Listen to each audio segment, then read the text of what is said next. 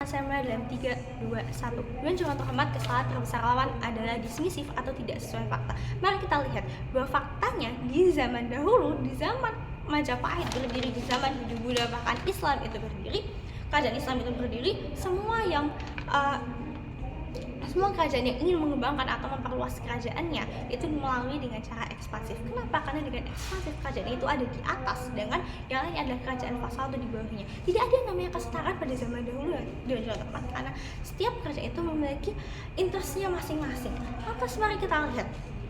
Masih ini adalah masih filosofis, di mana sebagai kontra kami harus membuktikan mengapa hal ini dapat dibenarkan dan apa origin filosofisnya.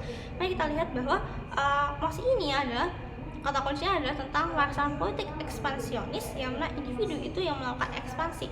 Ekspansi sendiri adalah melakukan wilayah lain dengan keinginan wilayah itu menjadi miliknya. Waktunya adalah waktu zaman dulu di Nusantara, yang mana warisan politik ekspansionis ini sesuatu yang diturunkan untuk kepentingan politik. Zaman dahulu dunianya adalah dunia kapitalisme, butuh uang.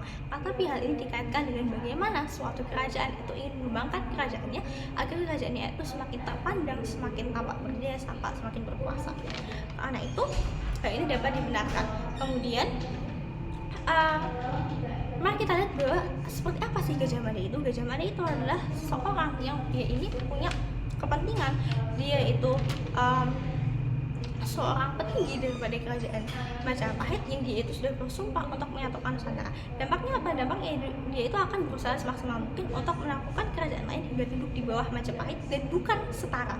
Kemudian interest daripada Gajah Mada itu adalah mengembangkan wilayahnya menjadi lebih maju, menjadi yang terkuat dan terhebat dan dikenang dalam sejarah. Lalu mengatakan bahwa Gajah Mada itu tidak memiliki otoritas dan tidak memiliki kepentingan karena dia itu bukan eksekutif. Tapi hal ini salah. Mari kita lihat dari sisi historisnya. Gajah Mada itu sudah menjadi petinggi atau orang kekuasaan di Majapahit sejak zaman sebelum Hayam Wuruk, karena Gajah Mada sudah ada sejak zaman ibundanya Hayam Wuruk, yang mana ibunda Hayam Wuruk itu juga sudah punya keinginan untuk meneruskan cita-cita ayahnya, yaitu menyatukan Nusantara. Jadi konsep penyatuan Nusantara itu sudah ada dari lama sebelum masa Sumpah Palapa. Oleh karena itu Gajah Mada itu berhak dan dia sudah mendapatkan kepercayaan dan dia itu menjadi alat untuk meraih misi dari kakeknya Hayam Wuruk. Oleh karena itu Gajah Mada itu punya kepentingan dan sudah diberikan otoritas. Kemudian perspektif daripada kerajaan-kerajaan zaman itu adalah lebih baik menguasai daripada dikuasai. Kapabilitasnya adalah Majapahit saat itu punya pasukan yang kuat, dia adalah negara yang maju, dia sudah terkenal akan kehebatannya. Kemudian mari kita lihat bahwa banyak sekali kerajaan-kerajaan di zaman dahulu yang melakukan hal yang sama, seperti contohnya Kesultanan Mataram yang ingin menyatukan Jawa di bawah Mataram Islam. Kemudian mari kita beranjak ke India, yang mana saat itu ada Magadha, kerajaan Magadha yang sangat besar yang ingin menyatukan seluruh India dan sekitarnya di bawah Magadha oleh Asoka dan Chandragupta Maurya. Kemudian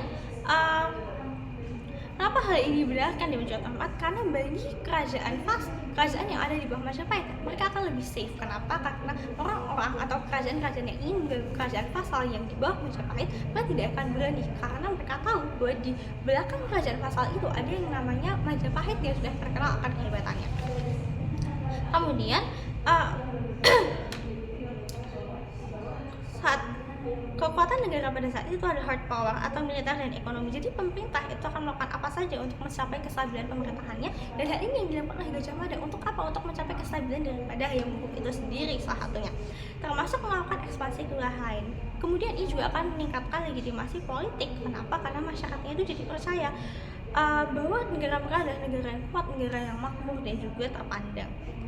Kemudian selain itu, ini adalah cara yang terbukti berhasil karena Majapahit itu pada akhirnya mampu untuk menguasai seluruh Nusantara dan semua yang ada di bawah Majapahit.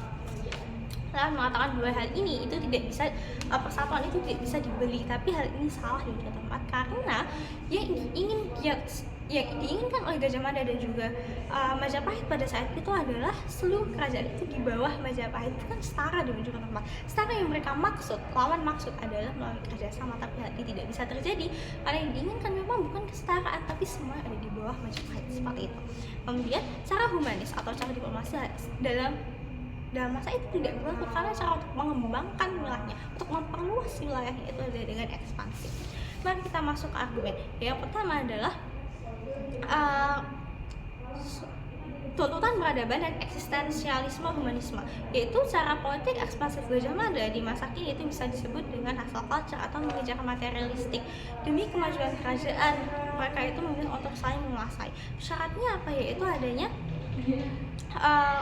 validasi bagi Gajah Mada itu sendiri. Gajah Mada itu butuh validasi, dia butuh bahwa dia itu merasa diterima, dia itu merasa bahwa dia itu sudah berjuang, dan dia merasa bahwa dia sudah berjuang demi negaranya.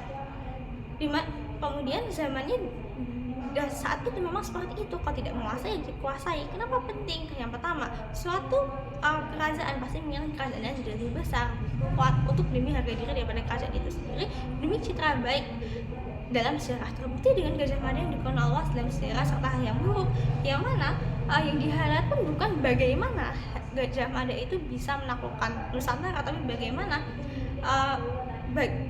adalah siapa yang menyatukan Nusantara itu, Gajah Mada. Kenapa ini penting? Karena Gajah Mada itu dapat merasa berguna saat dia bisa memenuhi tujuan hidupnya, itu menyatukan Nusantara. Dan merasa puas saat dia bisa memenuhi sumpahnya.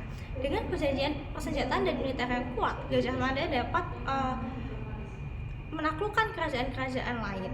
Kemudian, kenapa? Kemudian skenario terbaik dari sisi lawan adalah hal ini lebih bermoral, hal ini tidak membunuh, mereka tidak membunuh orang, akan tetapi keinginan dan perspektif atau interest dari Gajah Mada itu sendiri pada akhirnya tidak bisa tercapai dari umat, karena yang bisa tercapai adalah melalui ekspansi seperti yang kami dukung. Kemudian dari sisi kami, memang ekspansi ini memang bisa dikatakan menjajah, tapi tujuannya itu memang mempersatukan kerajaan Majapahit, mempersatukan seluruh kerajaan di Nusantara adalah di bawah Majapahit. Wilayah Fasal itu di bawah Majapahit itu lebih aman, dan kerajaan lain itu gak berani untuk ganggu. Kemudian kerajaan Fasal masih punya hak atau otoritas untuk mengembangkan wilayahnya, dan tujuan Gajah Mada terpenuhi, Gajah Mada bahagia, Gajah Mada dikenal sejarah. Oleh karena itu, melalui penimbangan kami itu skupnya lebih luas, karena tidak hanya ke kerajaan Fasal tapi juga ke Gajah Mada itu sendiri. Dan karena itu kami akan menangkan debat ini, dan saya sebagai tim oposisi. Terima kasih.